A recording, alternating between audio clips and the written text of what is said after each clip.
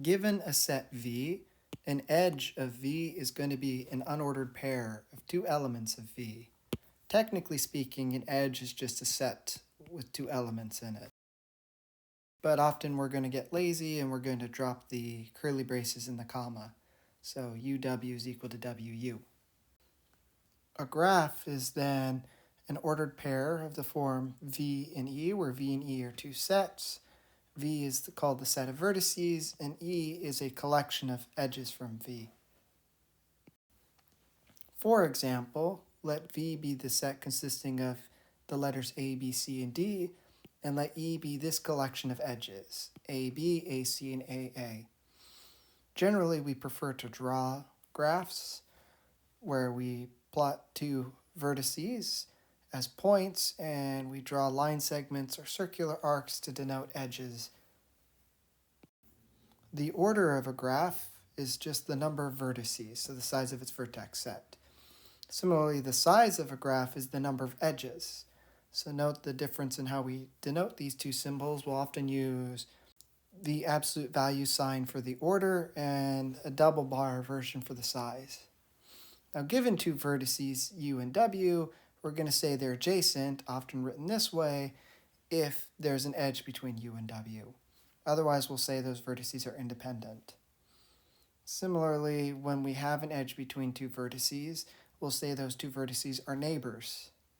So given a vertex, we define its neighborhood to be the set of its neighbors, or equivalently, all vertices adjacent to it.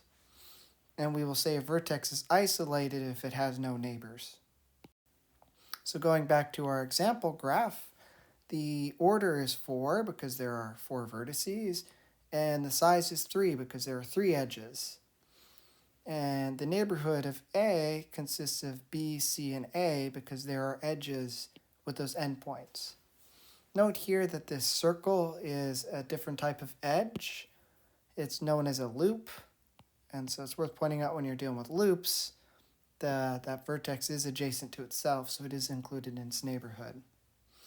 On the other hand, we see B and C are examples of vertices that are independent because there's no edge between them. We say the vertex U is incident to an edge if the edge is of the form UW for some other vertex W.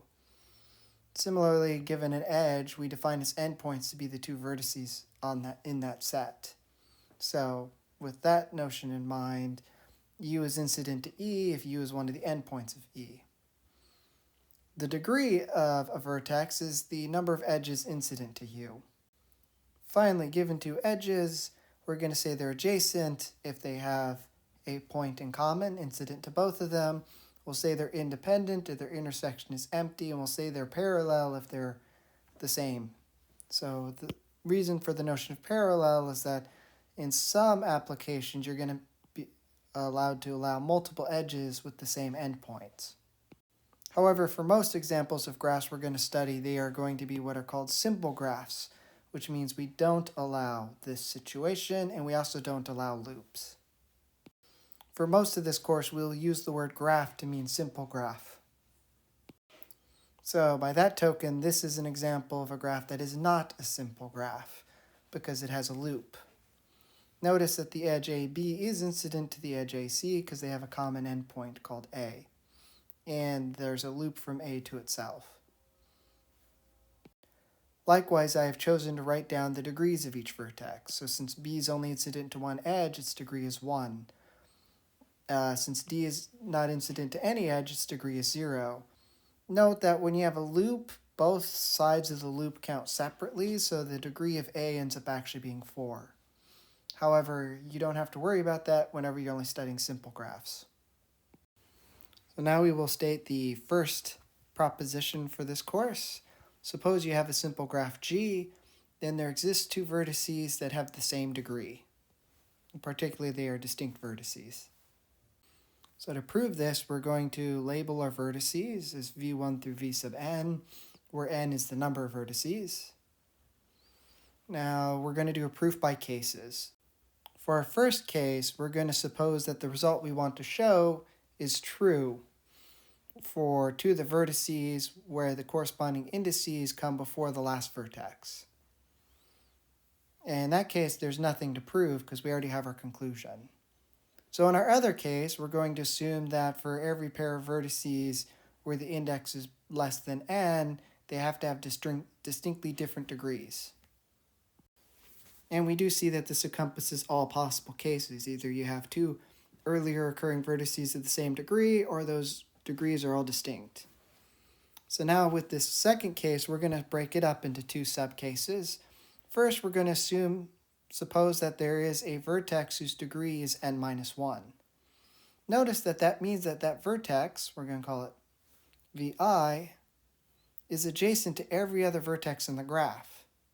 In particular, this means that the degree of every vertex has to be strictly bigger than 0 because every vertex has an edge incident from u to vi.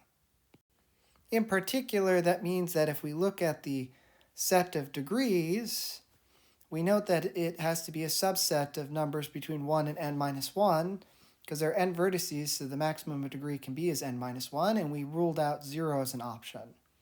On the other hand, since we're assuming that these degrees are distinct, there has to be n minus 1 distinct numbers in this set, which means these two sets have to be equal.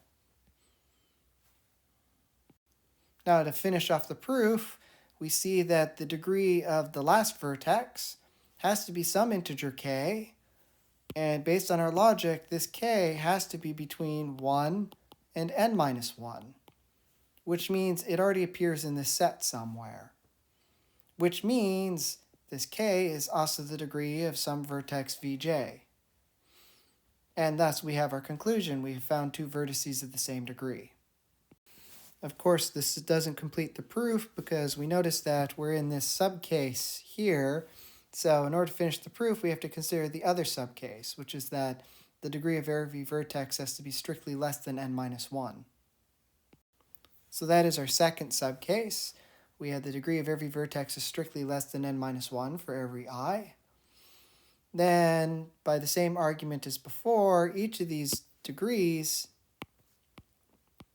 has to be between 0 and n minus 2, because n minus 1 is no longer an option.